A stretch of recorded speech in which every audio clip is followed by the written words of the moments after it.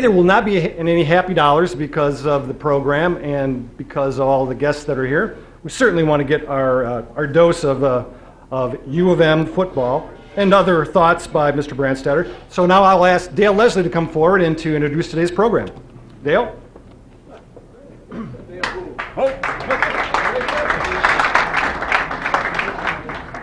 Well, it's a real pleasure, to say the least, to have Jim here as our guest speaker today. As the cliche reads, it's really a person that needs no introduction. Most of you know that Jim was an outstanding player at East Lansing High School and then, of course, for the University of Michigan. And, of course, now does an excellent job handling the play-by-play for Michigan and the Detroit Lions. So we're hoping that he can bring along a few victories for the Lions and maybe the same for our Michigan Wolverines. This is kind of unusual, Jim. We have never had this before, but as soon as the word began to circulate that you were going to be our featured speaker, we got a long-distance phone call from someone and said, I heard that Jim is coming to Kiwanis. Could I introduce him? And, well, I said, you know, we usually have a club member handle the introduction. Oh, I'm his biggest fan. Well, as soon as the person said that, I just could not say no to him. So, Jim, we have someone special that's going to do the introduction today. Could that person come forward? Oh.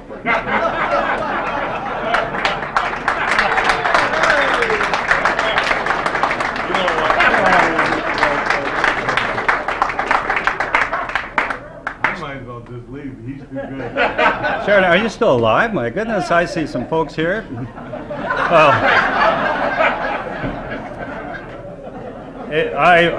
Dale, I loved your method of introducing me, but that's not quite the way it happened.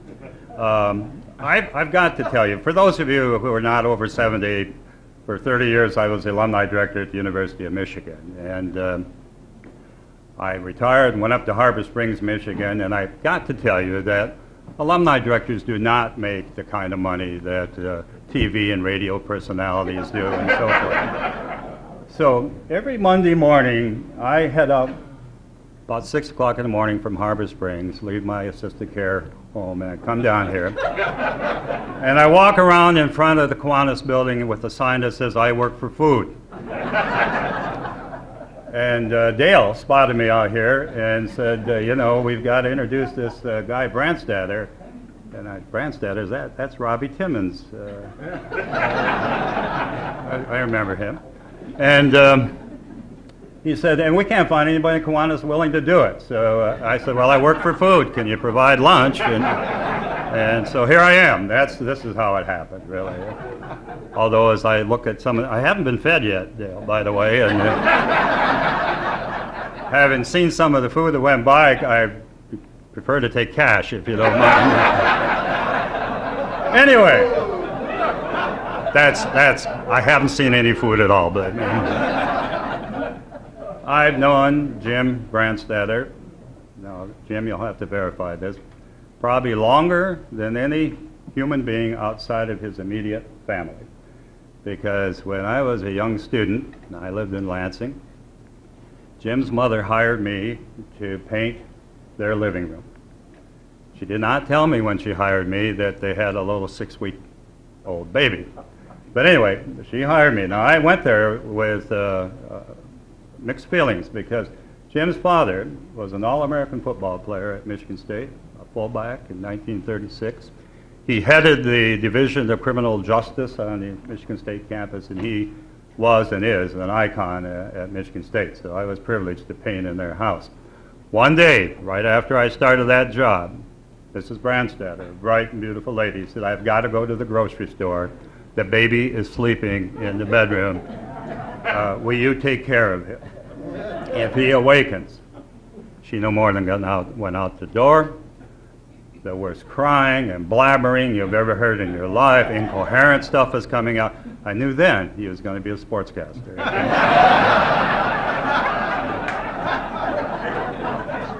I went into the room, prepared to pick him up out of his crib, found that they had already moved him to a king-size bed. Picked him up, brought him out in the living room, held him to my shoulder, and burped him. And thank God I turned you away from the wall I was painting. I'd have had to paint the whole bloody thing over again. So that's how I first met Jim. And Jim, unfortunately, has heard me tell that story and variations of it too many times. And I know it's hard for you to believe, because when you look at the two of us, it doesn't seem I could possibly be that much older than Jim. But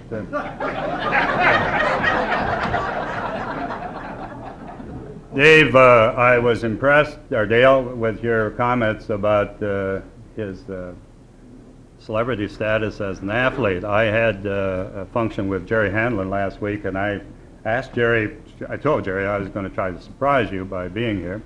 And I said, what really kind of a football player was he? And he said some astounding things to me. He reminded me that you played on 2 Rose Bowl teams. He reminded me that you were an all Big Ten offensive tackle. And he said something that did not surprise me. He said that in the game against Michigan State, now Jim's older brother, Art Jr., was a great athlete also, like his father at Michigan State. Jim played against Michigan State. Remember now, he came from East Lansing. And Jerry Hanlon said he played perhaps the finest offensive tackle game that he had ever seen a Michigan offensive player play. He absolutely devastated the Michigan State defense. So I can say something nice about you. I want you to say. Thank you very much. Let me also point out, if I may, just an aside about this club. About 25, maybe 30 years ago, I spoke here, and Bud Stein had asked me to speak. And I should tell you, Jim, that Bud Stein has a reputation of falling asleep. And he's sitting right here during anyone's talk, and I'm sure that'll occur with you. But Bud got up, and I got up to, when Bud asked me, I'll finally get this straight. I said, I'll talk, but you cannot go to sleep during my speech. And to Bud's credit, he did not. He did fall asleep during the introduction, which you may be doing right now. And that was even more embarrassing because he was the introducer.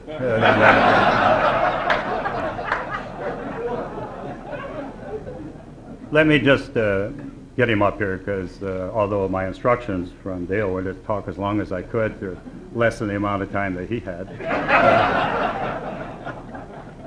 Michigan is one of those special places where tradition means a great deal.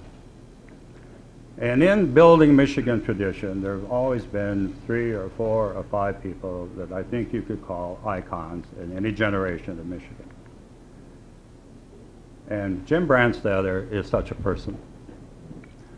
Not just in his play-by-play and commentating for Michigan football, or his hosting Michigan Replay, but in the things that he has done time and time again. If you go to a function raising money for the Children's Hospital or for medical research or any other cause at the University of Michigan, you'll see Jim there, you'll see Jim speaking, you'll see Jim being a master of ceremonies.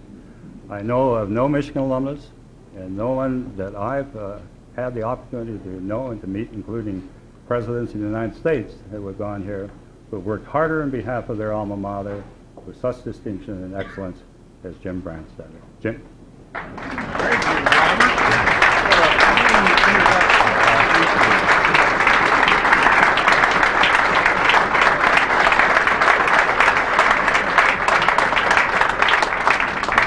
When you speak icon, you can also include the name Bob Foreman in that. And I find some of his remarks to be inaccurate. The part where Dale told Bob to go ahead and take as long as you want to speak, that's something I know Dale wouldn't have to tell Bob, because Bob does that anyway. This is a man who truly has never met a microphone he doesn't love. To come down from Harbor Springs, where he is living in retirement with his lovely bride, and speak and introduce me just shows how much this guy needs the adulation and the attention of his adoring public. Bob's one of those guys. I believe the term, and this would go to prove my matriculation here at the University of Michigan, narcissistic, I believe is the word. The accuracy part also, though, goes to the babysitting deal. It is true. As a student at Michigan State, Bob did babysit for me, and he has gotten hours, literally hours, of opportunities to speak about that during his career, and he has taken that opportunity to speak about that. Half of his damn speeches are about his babysitting prowess for me. And all the while, I've never gotten one residual, despite the fact that the man did burp me. He didn't tell you what end he was patting, did he?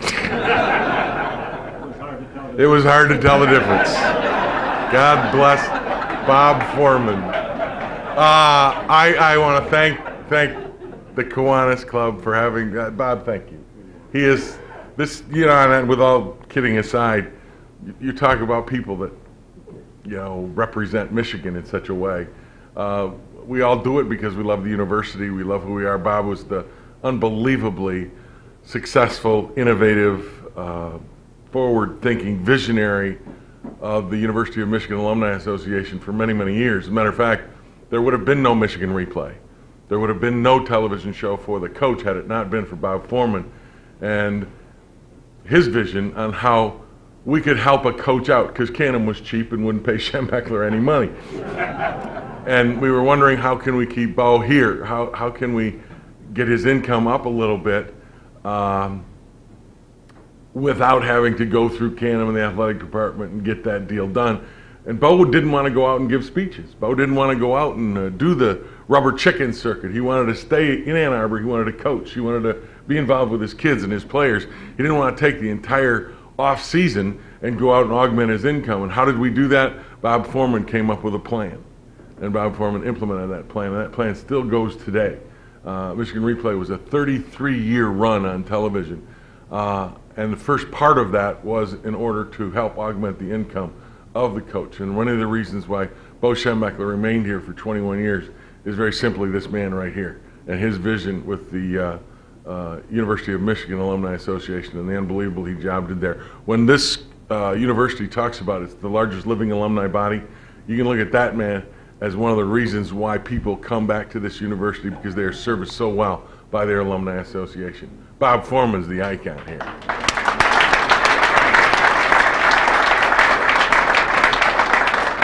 I'd also like to thank all of you, the Kiwanians, for inviting me here to speak today. The Kiwanis clubs are, you know, really the backbone of the community. I think they're the glue that kind of keeps the community together. Although I find it interesting that you guys decide to fine all the attorneys in the room and the Washtenaw County prosecutors right out here. I mean, God, you are some brave people. Because, you know, when you make that left turn down there on the light, there's going to be a Washtenaw County sheriff. 90 days! Great to see old friends here. I mean, Bob obviously is a big surprise. Every time I get to see Bob, he brings a smile on my face just because he is who he is. And what a great guy he is, what a great man, and what a great Michigan man he is. Jim Carey is here. Good to see his old friends. Art Volo, your video guy, here today. He's the official videographer of all things Michigan. And it's great to have Art along also and see him here. It's great to have all of you here, and I'm told that when I was announced as I was going to be one of the speakers, that I guess we had a lot of guests decide they wanted to come. I didn't know there was that much interest in the current presidential race between Barack Obama and John McCain. But since I was going to speak on that today, and other political issues that go on, well, that's not what you wanted to hear today, huh? Okay, well, let's talk about Michigan football. Yay! Most of what I'll do today is probably let you ask questions. One of the things I learned here at the University of Michigan going through Speech 101, communications is not just one person talking to another person. You don't communicate unless you get feedback. So we'll have some question and answer period, because I could talk for half an hour and may not say one thing that interests you. A lot of Bob's speeches are that way. But I choose to allow the audience to come back and forth, because that way we truly do communicate. You have ideas, you have thoughts, you have concerns. You can ask me about those, and then I can communicate with you on whether those concerns, at least in my eyes, are valid or whether they aren't. And so that's what we do on questions and answers. But a couple of things I do want to talk about to start. First of all, Michigan Replay, which we just mentioned. Bob was the father, the grandfather of Michigan Replay way back in the 1970s. And that show aired on Sunday mornings for 33 years. And it will not air in Sunday mornings this year. Michigan Replay has kind of gone by the wayside, no longer on Channel 7, no longer in Detroit on Sunday mornings, but there will be an over-the-air television show I will be hosting with Coach Rich Rodriguez. It will be called Inside Michigan Football with Rich Rodriguez, and it will be on Friday nights at 12:05 following Nightline on Channel 7 in Detroit. It will also air on Fox Sports Net Thursdays at 6:30. One of the reasons that this happened is when Rich Rodriguez came in town, and I thought about this for a while. Rich is the first coach, other than when Bo was here, because when Bo was the coach, he had young children. He had Shemmy when he was very young, as a matter of fact, when he came here, and he had Millie's sons, and they were youngsters, teenagers. But at the time, there was a monetary consideration in regards to the television show being truly a source of income for Coach Schembechler, and it was important that, one, he do that. Two, it was vitally important that he do that because of Michigan State's hold at that time with Duffy Doherty on the state. And Bo knew that the important part was two things. One, he had to become the key guy in the state in regards to collegiate football, and Duffy was there. When Bo got here in '69, Duffy had just come off a '66 national championship. He was the university in this state with the best football program at that time. Bo knew he had to take care of them, and he knew he had to beat Ohio State. Those are the two issues on his mind when he walked in here. One of the things that he also needed to do is augment that income, and that's where Michigan Replay came in. Now, since about 70 or 80, in the mid-'80s to mid-'90s, the coaches that Michigan has had since, Gary Moeller and Lloyd Carr, have all had grown children. And this is the first coach we've had since Bo that did not have quote-unquote grown children. Rich Rodriguez has a 12-year-old and an 8-year-old, and he says the only time he has to spend time with his kids and his recruits is Saturday night. And that's when we taped Michigan Replay for airing on Sunday morning, and he said, I want to spend more time with my kids and my recruits on Saturday night, and I don't want to tape a show. And while that goes against our tradition of 33 years of doing the program, I actually do understand it. And when a guy like Justin Bourne leaves and says, I don't think family values are working here, and then you hear Rich Rodriguez say, no, I want to spend time with my kids, I think I'd rather believe Rich Rodriguez in that regard, that he does have great family values, that he wants to stick around and see his kids, because during the season, a football coach has maybe one night during the season where he can spend quality time with his kids, where he's not working, or with his staff, or with his team, and that's usually Saturday nights. So we are going to tape a show. It will be called Inside Michigan Football with Rich Rodriguez. It will air Friday nights on Channel 7 at 12:05 after Nightline. And the truth of the matter is, that's a great time. You all might think that's not a very good time or time slot for a football program, but this year it really will be. And you ask me why? Because Nightline, our lead-in, will be doing nothing but political presidential campaign material literally from September until November. There will be a huge audience as they lead into that program, and we hope all of you either tape it if you don't want to stay up that late, or watch it. It will be more of a pregame show than a postgame show. It will be different. We're kind of looking forward to it, because after 33 years of doing the same program, this is going to be kind of fun, I think, and Rich's personality gives us an opportunity to do something a little bit different. He is a coach that is involved in really wanting to teach football. He thinks his whole program, he said, when we were doing it and talking about it, he said, you know, I want to talk about Michigan. don't want to talk about anybody else. I don't want to do this. I don't want to do that. I want to talk about Michigan. So he really is focused on Michigan, and he's focused on doing the job. And I can tell you that last night they had a meeting with the team, and it was over 2 hours long, and there was only 10 minutes of that meeting that was focused on the season and on what the team was expected to do. The rest of the meeting, he brought in speakers to talk about rules, NCAA regulations, University of Michigan rules, Big Ten rules, and rules and regulation he puts down as a head coach on how to handle themselves on campus and in the locker room. For instance, he does not like guys to take the tape off their ankles and throw it on the ground. It will be in a wastebasket. That locker room will be clean.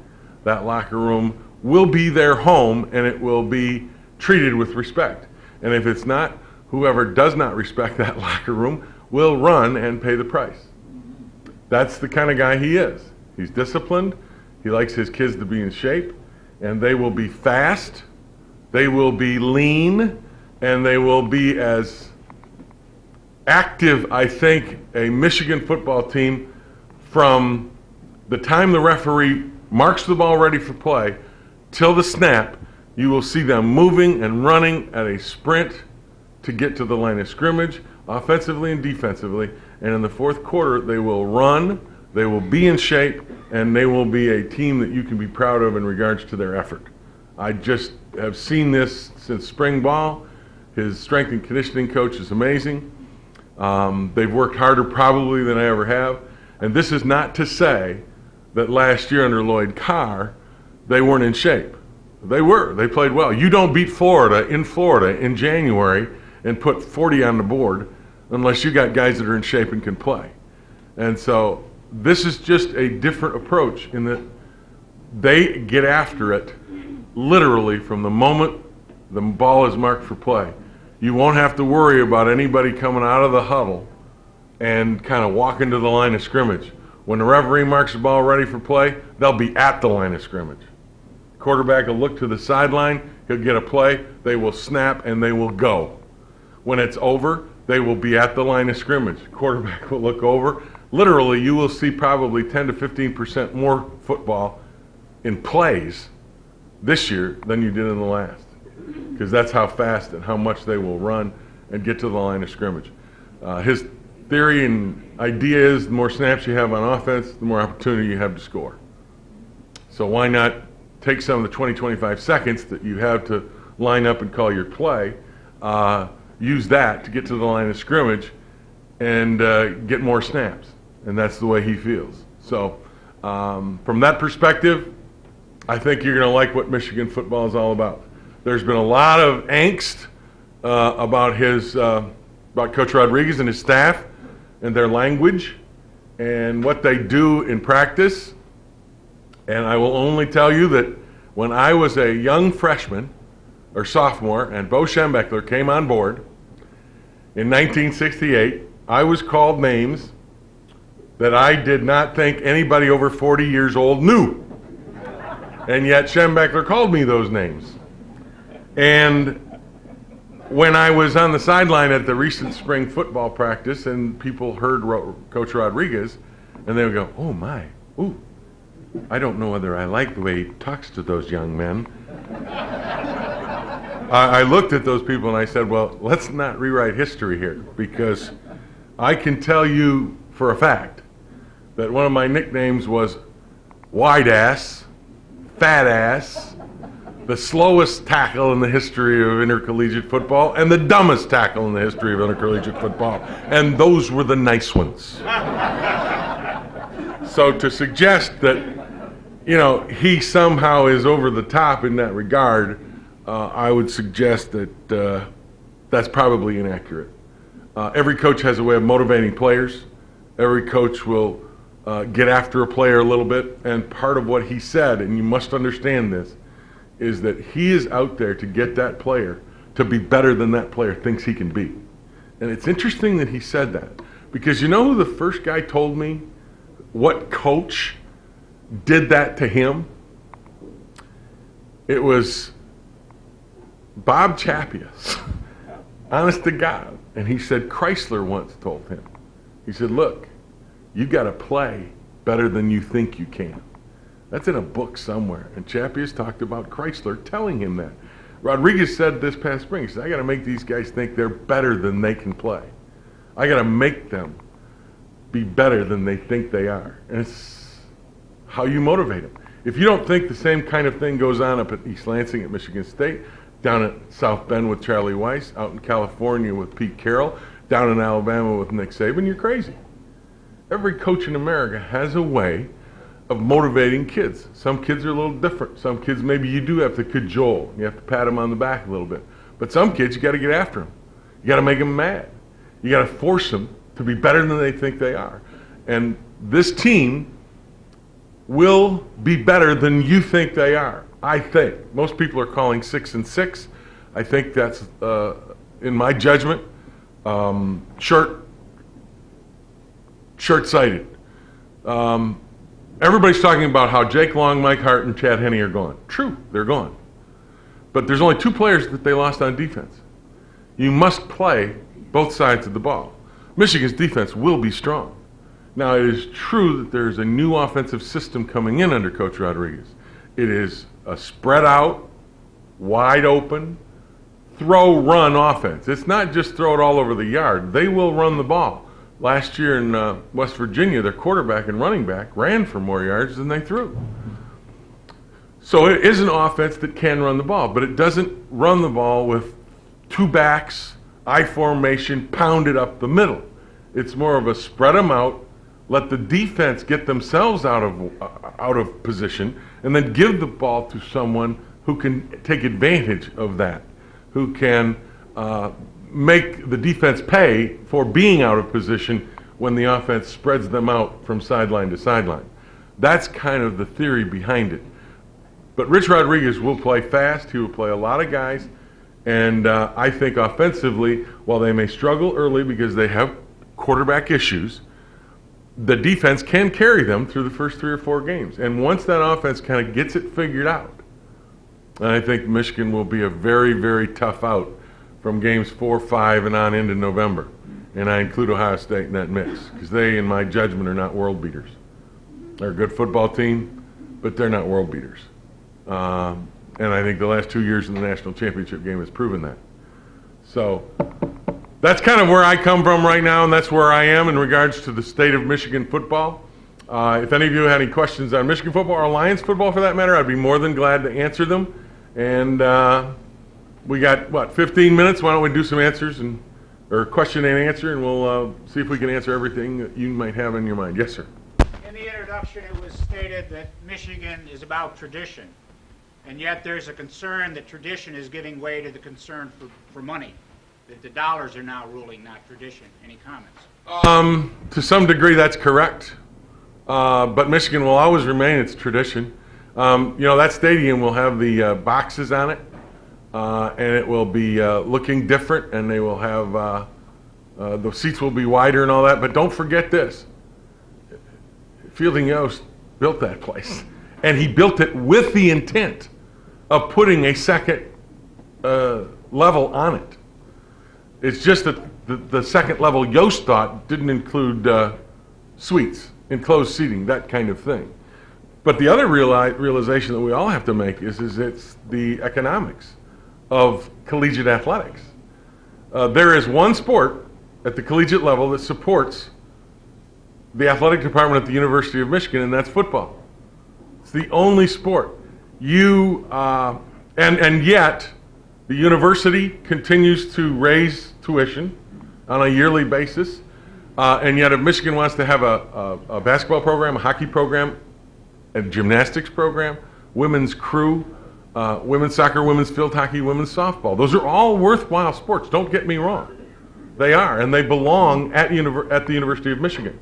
But the fact remains, an out-of-state women's crew scholarship athlete has to pay $30-some thousand a year or whatever for books and tuition and all that other stuff.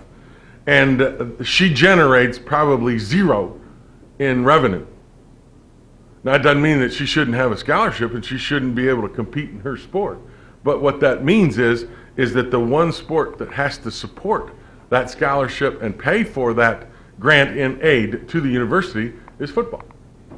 And it's just about the economics. It's about profit and loss. It's about the business of collegiate athletics. If everybody could, generate that income, we wouldn't be having this discussion, and your seats for the football games might be $30, $40. But that just doesn't exist anymore, and that's just the way it is. And it's like the gas situation. I mean, we're paying $4 a gallon. I mean, there's a way to fix it, but I don't know whether anybody wants to fix it that way. But the tradition remains. Yost still built that stadium. Chrysler designed and put the helmet out there. The University of Michigan will have all those great traditional foundations that they stand on that will never go away. Modern day, from an economic standpoint, things change. And the economics of collegiate athletics has changed. And in order to keep everyone out there competing at the 24, 25 sports, you will need to somehow generate the income, because at the University of Michigan, the athletic department pays retail to the university itself for every grant and aid that they pay. If the university, for instance, would give them a break and say, okay, instead of paying out-of-state tuition for people out of state, we'll let you pay in-state tuition for out-of-state athletes that you bring in. The university, for instance, did that. That would save the university athletic department $5 to $6 million in a budget over the course of a year. But they don't. And that's just the way it is. But don't ever forget, the tradition remains. I mean, Yost ain't going anywhere. He's still in that stadium somewhere, peeking around in those exits. He built that place, and the reason they're able to put that second level on it is because he had the foresight and the vision in 1927 to put the pilings and put the concrete and put the foundation in so that they could put a second level on it. That guy doesn't go away. Neither will Schembechler, and neither will Chrysler, Oosterbahn, all the rest of them. Michigan still is a program, a football program, a campus, an athletic department built on the great foundation of those guys, and that will never ever change. If you have questions, raise your hand. We'll get.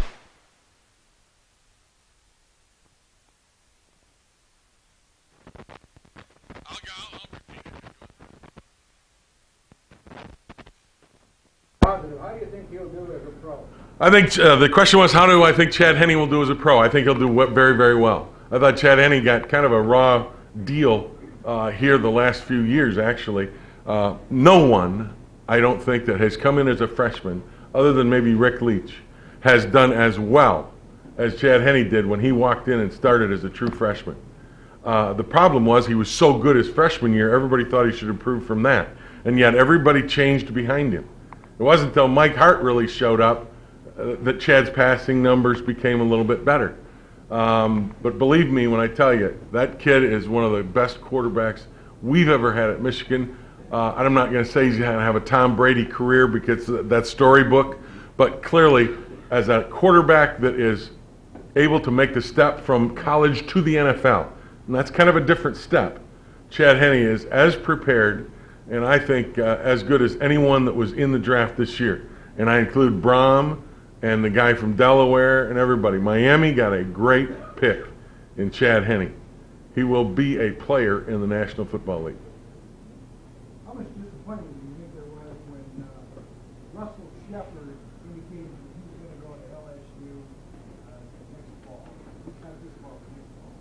And is Michigan making an attempt to see if they can change it? The question was, how much disappointment do you think there was when Russell Shepard made an announcement that he was going to go to LSU in the fall and not Michigan? I'm sure there was disappointment, but in college recruiting, I don't think can cry too long over someone who goes to somewhere else. You got to put your head down and go out and recruit the best players possible. And don't ever forget, recruiting is not an exact science. Russell Shepard, the same thing with the kid that went to Ohio State, Terrell Pryor. These are great high school players, but that does not necessarily translate into Heisman trophies in college. They might not be. They get injured. They have a problem assimilating into school, being away from home. All of those things happen. So it's not like it's a sure thing when you recruit these great, great players. So from the standpoint of being disappointed, sure. You're disappointed you let one get away that may be a good one, but I don't think you can cry about it too long. You got to move on and get the next best guy and recruit to your team the best possible athlete and the best possible fit. And when I say the best possible fit, Lloyd Carr used to say something, and I think it's important, and Schembechler always said it. It's about the team, the team, the team. You don't necessarily maybe want all stars all over the place, but you want guys who are willing to not care who gets the credit, but be a part of a team that wins. And part of the 1997 national championship was you had really one guy that was a star, and that was Woodson. All the rest of them were just out there. They were playing. Greasy wasn't considered a great quarterback, you know. Anthony Thomas wasn't considered a great back. I mean, he had another year left. He was young, and he was okay, but he wasn't a speedster, and he wasn't, you know, a guy that they were going to take number one in the draft. Jeremy Tooman wasn't a great tight end like Jeremy Shockey. No, the only guy that was the big name was Woodson. And yet Michigan won all of their games because they had a bunch of guys that got together and said, you know what's most important in this thing? It's about Michigan. It's not about who gets the credit. And even Woodson bought into that. And that's what makes a great team. So sometimes it's not always the best players, but it's the best team that wins championships. I would say last year LSU proved that. Ohio State probably had best players, but LSU had the best team. Yes, sir. Talk about the Michigan quarterbacks. Michigan quarterback situation is interesting because Stephen Threet is probably the guy that's got the head start on the position. Nick Sheridan is his backup, but Coach Rodriguez has said, and I believe him, that there's a lot of ways to skin a cat, and there's a lot of ways to get the ball to your skilled athletes. And I think that you'll see 6 guys over the course of the season take snaps in a shotgun formation for Michigan at the quarterback position. A couple of them will be wide receivers, a couple of them will be quarterbacks, one of them will be a freshman quarterback, and one of them may be a running back. Don't be surprised if Brandon Minor doesn't shift with the quarterback.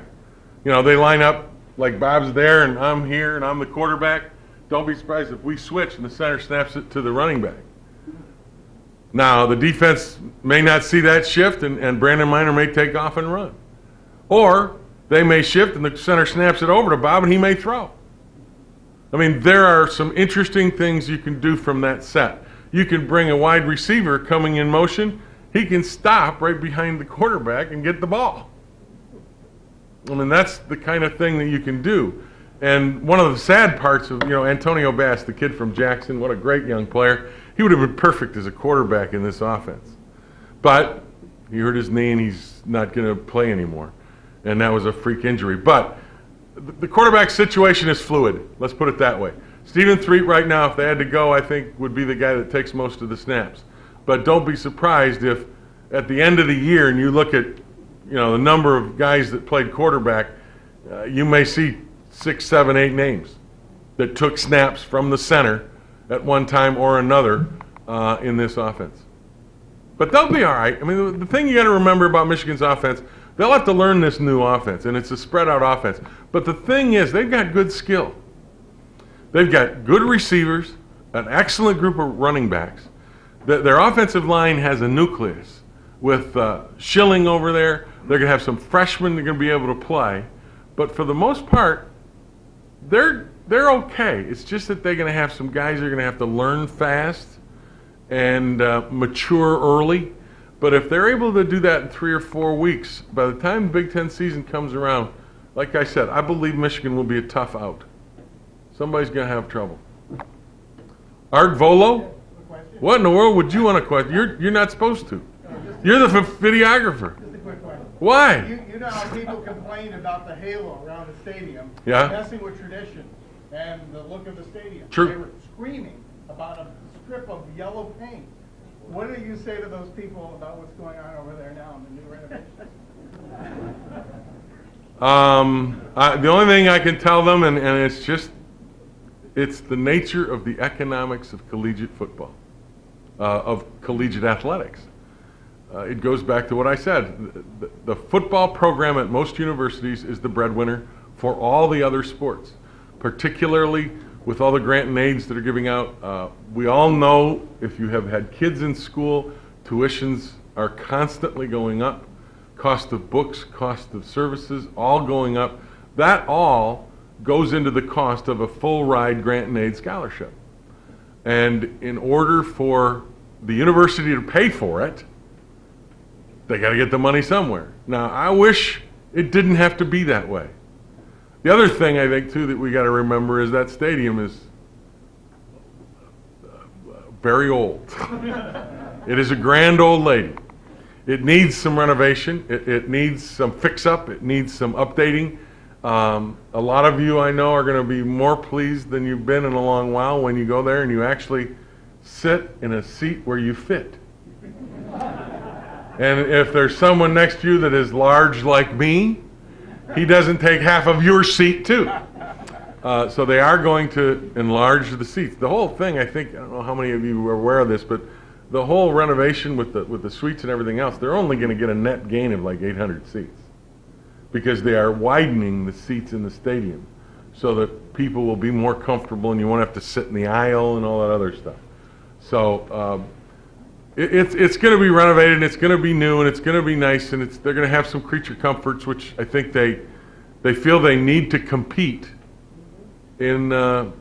Let's face it, each and every one of us, our discretionary dollars aren't what they used to be.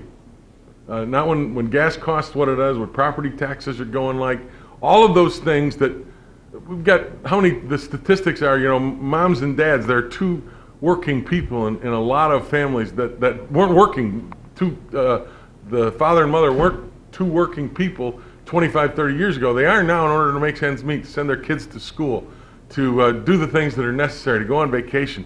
Those discretionary dollars are being spent on a lot of different things. Clothing, cars, vacation. If you're a outfit like Michigan or like the Detroit Lions or like anybody, you've got to be attractive for those discretionary dollars. And why would you go to an old beat-up place, sit down for 2 hours where you really had a poor experience, when you can pay your discretionary dollars, go see a Detroit Tiger baseball game, and have wide chairs and have somebody come to your seat and ask you what you wanted for a hot dog. And so you've got to compete in that marketplace. And that's the marketplace of professional and collegiate sports today. Yes, sir. Question? We'll do two more. I'll get one and carry, okay? Yes, sir. Dale. Any hope for the Lions? Yes, there's hope.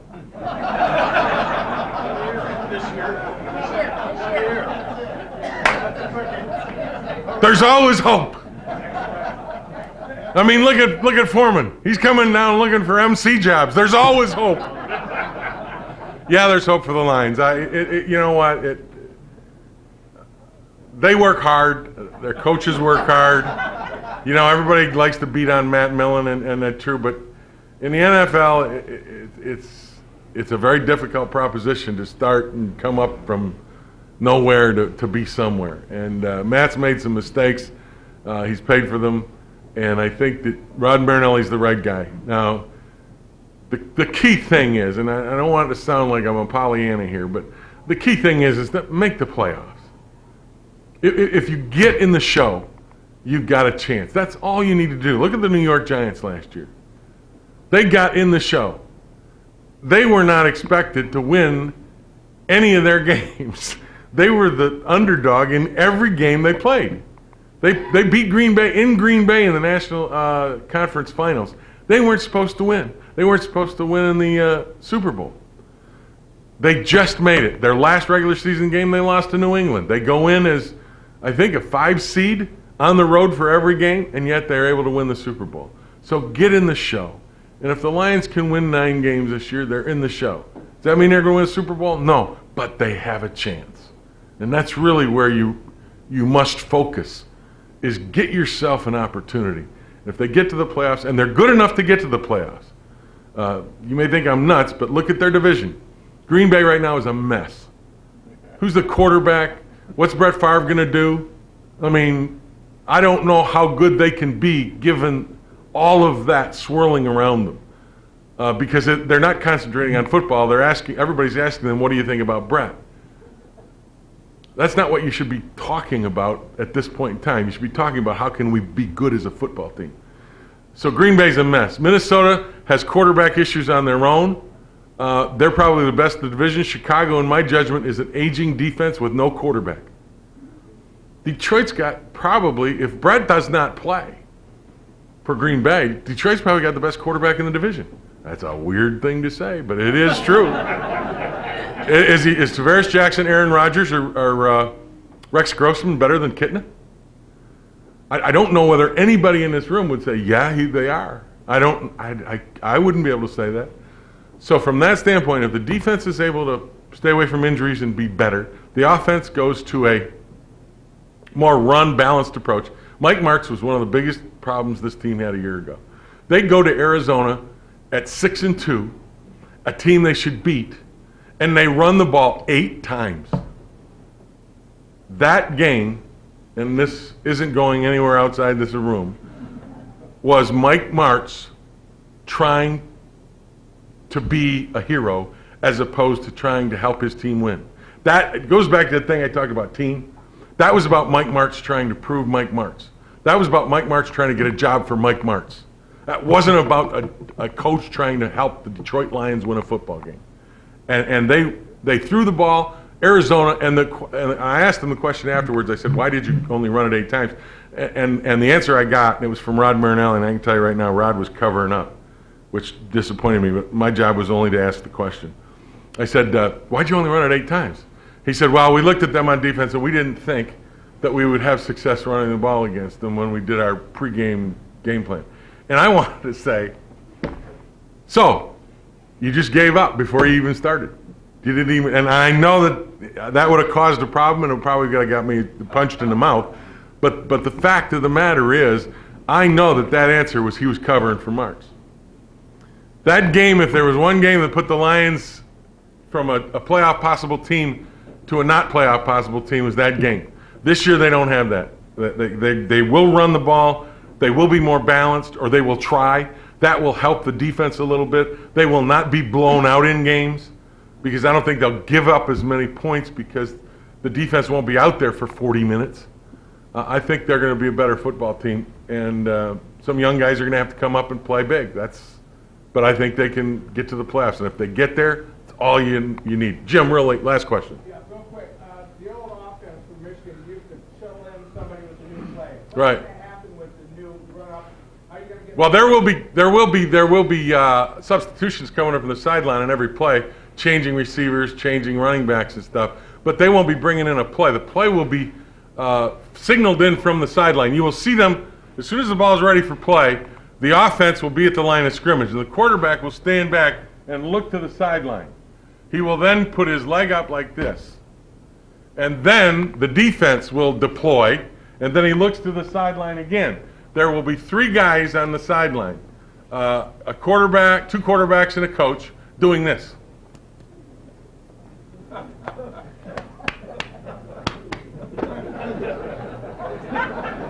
All of them will be doing that at a different time and different signals. There will only be one of them that's the hot signal caller. And the quarterback will turn and get to whatever the signal is, and then all the other players will know what that is, and they will go and snap the ball and play. And believe me, don't take too long to get your hot dog, because they will run a lot of snaps. And here's one other thing. If you see a guy on the sideline do this, don't go get a hot dog, because you'll miss 3 or 4 plays, because that's their hurry up. And they will use that, not in 2-minute drill. They'll use that in the middle of the first quarter. They want to catch the defense off guard. The offensive coordinator will do this, and next thing you know, you'll see 11 guys like ants. Just they go to the line of scrimmage, they stop, they snap the ball, boom, they go. As soon as the ball is made ready for play, everybody's in position, they snap the ball, they go. And if the defense isn't ready and the defense calls a timeout, you've done your job. Because now you've forced them to use a timeout on defense, and you're making them be reactionary rather than you. And that's what you like in football. You like the other guy to react to you. You don't want to react to the other guy. Hey, thank you so very much. And a special thanks to Bob Foreman. Bob Foreman. Jim?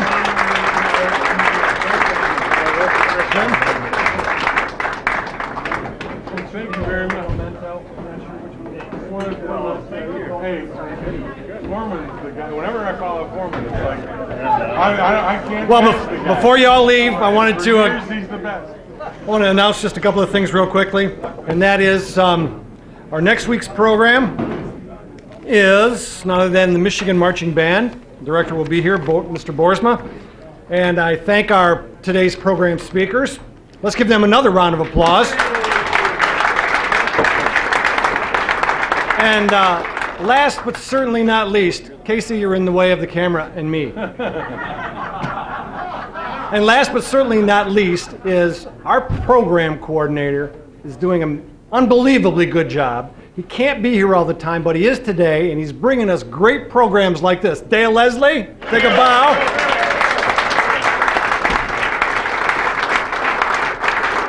And lastly, Bud Stein stayed awake the whole program. Let's end the meeting with a... Function of Foreman, wasn't it?